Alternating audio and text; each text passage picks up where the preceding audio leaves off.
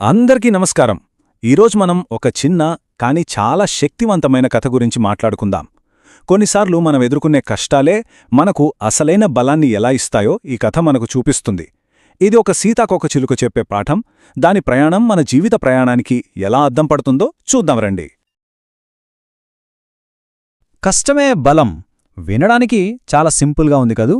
కానీ ఈ చిన్న మాట వెనుక ఎంత లోతైన అర్థం దాగి ఉందో మనమిప్పుడు వినబోయే కథ మనకు కళ్లకు కట్టినట్టు చూపిస్తుంది. సరే, ఇంక కథలోకి వెళ్ళిపోదాం. ఇది సీతాకోకచిలుక కథ. మనం మంచి ఉద్దేశంతో చేసే సహాయం కూడా కొన్నిసార్లు ఎలాంటి అనుకోని ఫలితాల్ని ఇస్తుందో ఈ కథ మనకు చెప్తుంది. ఒక అందమైన తోటలో ఒక బాబు వాళ్ళమ్మతో కలిసి ఆడుకుంటున్నాడు. అప్పుడే అతనికంట ఒక సీతాకోకచిలుక గూడు పడింది. దాన్ని చూడగానే అతనికి చాలా ఆసక్తిగా అనిపించి దాన్ని గమనించడం మొదలుపెట్టాడు. అతను చూస్తుండగానే ఆ గూడు లోపల్నించి ఒక చిన్న సీతాకోకచిలుక బయటికి రావడానికి ఎంతగానో ప్రయత్నిస్తోంది. పాపం, అది పడుతున్న ఆరాటం, ఆ కష్టం చూసి ఆ బాబు మనసు కరిగిపోయింది. వెంటనే వాళ్ళమ్మ దగ్గరికి పరిగెత్తుకెళ్ళడం చాలా అమాయకంగా అడిగాడు, అమ్మా, నేను దానికి హెల్ప్ చేస్తాను అని. చూసారా, అతని ఉద్దేశం చాలా మంచిది. ఆ చిన్న ప్రాణికి ఎలాగైనా సహాయం చెయ్యాలనే తపన అతని మాటల్లో మనకు కనిపిస్తుంది.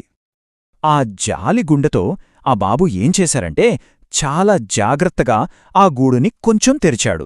ఎందుకంటే ఆ సీతాకోకచిలుక హాయిగా కష్టపడకుండా బయటకొచ్చేయొచ్చని. కథలో ఇదే అసలైన మలుపు. కాని ఇక్కడే అసలు కథ మొదలవుతుంది. ఆ సహాయం వెనుకున్న ప్రమాదం ఏంటి? ఆ బాబు చేసింది మంచి పనే అయినా ఆ మంచి ఉద్దేశం చివరికి ఎలా హానిచేసిందో ఇప్పుడు మనం చూద్దాం. ఇక్కడ చూడండి, ఎంత పెద్ద తేడా ఉందో. ఆ బాబు ఏమనుకున్నాడు? ఆ సీతాకోకచిలుక స్వేచ్ఛగా ఎగరాలని అనుకున్నాడు. కాని జరిగిందేంటి? అది చాలా బలహీనంగా బయటకొచ్చింది. అతను దాని కష్టాన్ని తీసేద్దామనుకున్నాడు. కాని దానివల్ల దానికి ఎగిరే శక్తే లేకుండా పోయింది. అది ఇక ఎప్పటికీ ఎగరలేకపోయింది. అప్పుడు వాళ్ళమ్మ చాలా నెమ్మదిగా ఒక గొప్ప పాఠం చెప్పింది. నాయనా, ఆ గూడు నుంచి బయటకి రావడానికి అది పడే ఆ పోరాటమే, అదే దానికి బలాన్నిచ్చేది. నువ్వు ఆ పోరాటాన్ని ఆపేశావు, అందుకే దానికి ఎగిరే శక్తి రాలేదు అని చెప్పింది. ఇది ఈ కథకు ఆయువుపట్టు లాంటిది. సరే, ఈ కథ మనకి ఏం నేర్పిస్తోంది? ఇది కేవలం ఓ సీతాకోకచిలుక కథ మాత్రమే కాదు కదా, ఇది మనందరి కథ.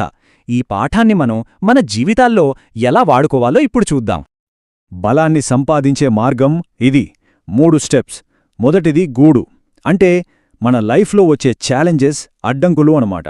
రెండోది పోరాటం, ఆ అడ్డంకులను దాటటానికి మనం పడే కష్టం.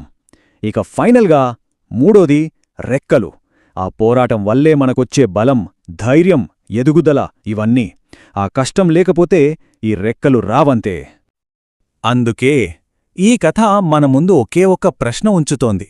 మన జీవితంలో ఏ కష్టం మనకు నిజమైన బలాన్ని ఇచ్చింది? ఒక్కసారి ఆలోచించండి.